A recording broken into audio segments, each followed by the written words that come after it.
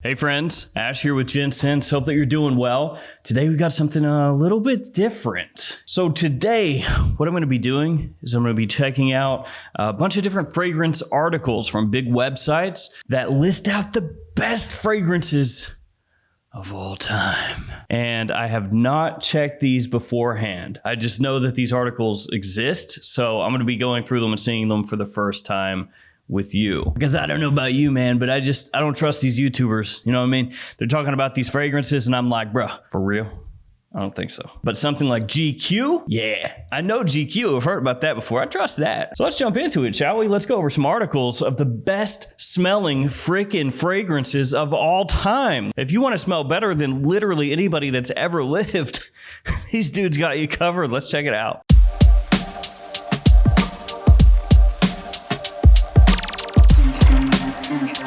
I will also try to link below each one of the articles that I read from and the fragrances that they had listed, so you can check that out below if you want some spoilers or just to like click to the fragrance. Now I'm gonna go ahead and pop this up so you can see what I'm seeing, I guess.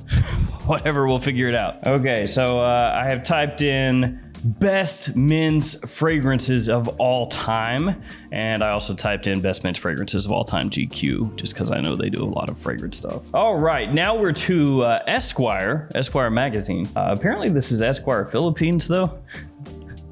Whatever. The top 10 most iconic men's fragrances of all time. Here are the top fragrances for men. And then on the photo that they have for the thing, it's got light blue for women. I mean, to be fair, a lot of guys wear that fragrance, but come on. Number 1, Paco Rabanne 1 million. The best of all time. Oh no, the most iconic of all time. Yeah, I mean, 1 million, yeah, everybody knows that, right? It's got a billion flankers of 1 million. So many bros out there blasting up with the 1 million, going out to the club back when that existed. Oh, it smells so sexy, dude. Oh, it smells like cinnamon, bro. I'll let that slide. Yeah, I mean, that's fine. Number 2, Dior Sauvage Eau de Parfum. If Sauvage seems familiar, it's because it takes its name from Dior's 1966 Eau Sauvage. That's the only thing the two share in common, however. Buh! Thank you for that. Because I'm sure every bro that goes into Sephora, Macy's, Ulta, etc.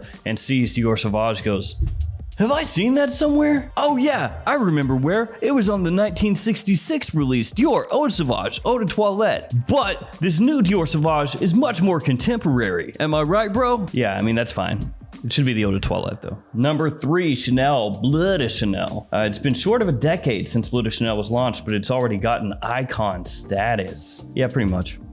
You're right. It's a scent that's been said to be extremely masculine and versatile enough for all occasions. I mean, it's versatile. No doubt. Number 4, Giorgio Armani Acqua di Gio. Man, come on. I can't bust on you for this. Number 5, Creed's Aventus. Yeah. You may know Creed as the chosen brand of the world's top celebs, but it's really much more than that. Number 6, Dolce & Gabbana's Light Blue, apparently for women. Yeah. Great job. Crushed it. So this happens a lot with magazines, actually. Like, the more that you look into these kind of lists, the more you realize, oh, they're kind of just pulling this out of their butt a little bit. So they have a picture here of Dolce & Gabbana's Light Blue for women, and then in the write-up they say in 2007 Dolce & Gabbana's Light Blue was the scent for men. Years later, it has cemented its place and blah, blah, blue, blah, blue, blah. That's what they say. Now, here's the deal with that. Light Blue for women, which they have the picture of, came out in 2001. The men's version came out in 2007. So what that means here is they just typed in Dolce & Gabbana's Light Blue. It pulled up that photo of the women's bottle, and they were like, yeah, good enough, whatever.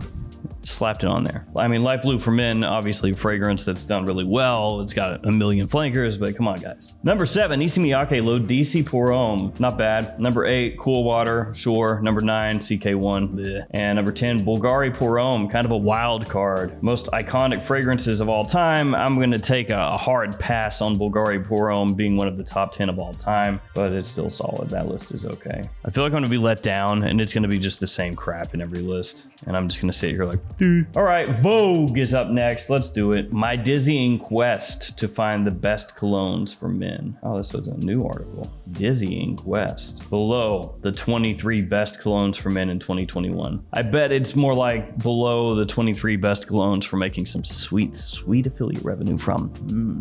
Yes. All right. Gucci, The Alchemist Garden, the last day of summer. This scent from Gucci's haute perfumery line, The Alchemist Garden, allows you to cling onto a summer feeling year-round.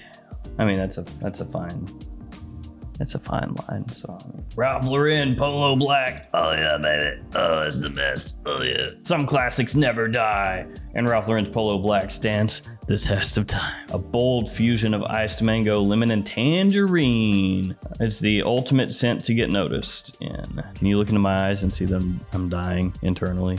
Can you just look? I mean, Polo Black is okay, but I mean, 23 best of all, whatever. Le Labo, another 13. You may know Le Labo for Santal 33, but this is one of its more slept-on fragrances that deserves just as much hype. Don't care. Hugo Boss. Eau de Toilette. Yes, Hugo Boss. We all know that one. Hugo Boss Eau de Toilette. Boss. Yeah, the actual thing they're showing here is Boss Bottled. It's an enduring cologne, a cult classic. A cult classic? Everybody knows it, man. I wouldn't say that it's like one of the best for 2021. Maybe one of the 50 flankers might be a little more modern, but Boss Bottled Intense was a lot better, but it got Celine Black Tie Eau de Parfum. Never smelled it. Tom Ford, Oud Wood. I'm with that. Okay, I got you. You got me there. Frederic Malle, Geranium Pour Monsieur. Vogue, just flipping back and forth, you know. Hey, maybe you'd like Polo Black or Frederic Malle. Dior Sauvage up next. Yep. Byredo Bibliothèque. Why did I say that? I took French. This list is just honestly all over the place. Truthfully, this is just like, I mean, a lot of these fragrances are really nice, but it feels like there's no rhyme or reason. It was just like, I'll take this. I don't know, man. I'm grabbing with both hands. Joe Malone, Myrrha and Tonka. Yeah, that's one of the ones that everybody knows from the house, so you can't bag on that. Acqua de Joe. I mean, I say bleh, but that's because I've seen it on the list. Jazz Club. You know what? Imagine yourself in a dimly lit jazz club with the perfect cocktail surrounded by cigar smoke and leather chairs. This scent is the next best thing, bro. Warm and spicy, dude. That is my favorite thing ever. Like the description of Maison Margiela replica fragrances, and you just describe what it says on the front. That's my absolute favorite. Beach walk. Dude, have you ever walked on a beach and like there's sand and water? That's what it smells like. Eternity for men. So yeah, all over. We got all price ranges here. Versace Eros. This one's Eros is both fresh and tropical, guys, just FYI. It's like you took a dip in the pool on a hot summer day. It wears well in the summer. Yeah, just don't spray it on too much unless you want everybody to drop dead around you. Bleu de Chanel. Okay. Grand Soir from MFK. A random Xenia. Florentine Iris. This list is just kind of WTF. These are the best colognes ever that I just walked past the counter and picked up. Like, none of them actually smell bad. You know, none of these in here are atrocious abominations against, you know, humankind. You know, they're not war crime fragrances, but a lot of them are just okay. Like this next one, Luna Rossa Sport, probably the worst one in the Luna Rossa line for me, outside of O Sport. I would take Carbon, I would take Black, I would take Ocean, I would take the original over that one. Acqua de Parma Colonia, classic, very clean. The Nuco, the functional fragrance, no thank you. Aventus, went out on a limb there. H24, no thanks. 1 Million Lucky, wrapping that abomination of a list up. All right, last up, 17 best colognes for men in 2021. G frickin' Q. Let's get it. The absolute best colognes for men and anyone else who wants to smell a little more handsome. Best scents right now, from brand new releases to tested classics. Oh yeah. Also, if you buy any of these, affiliate commission. Best classic cologne for men, Dior Homme 2020. There's nothing to me says classic like 1 year ago. All right, let's go ahead and see what they say. They say the original Dior Homme, that is a classic, but this 2020 Woody Musky Amberous remix might be one of the most universally appealing scents on the market. Yeah, I mean, for sure it is. It's just kind of funny to put it as a best classic cologne. But yeah, I like the fragrance. Best date night cologne for men. Roja Parfums Danger Pour Homme Parfum Cologne. That's kind of a tongue twister. Roja Parfums Danger Pour Homme Parfum Cologne. Oh, yeah.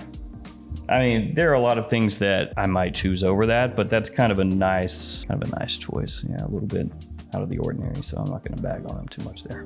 Best year-round cologne, Artiste Misfit. You know, out of everything on Earth, I don't know if I would choose that as best year-round. Better in cool weather, I would think. You know, middle of summer, you're blasting that on. Maybe not. Best spring cologne, MFK, Paris L'Homme à la Rose.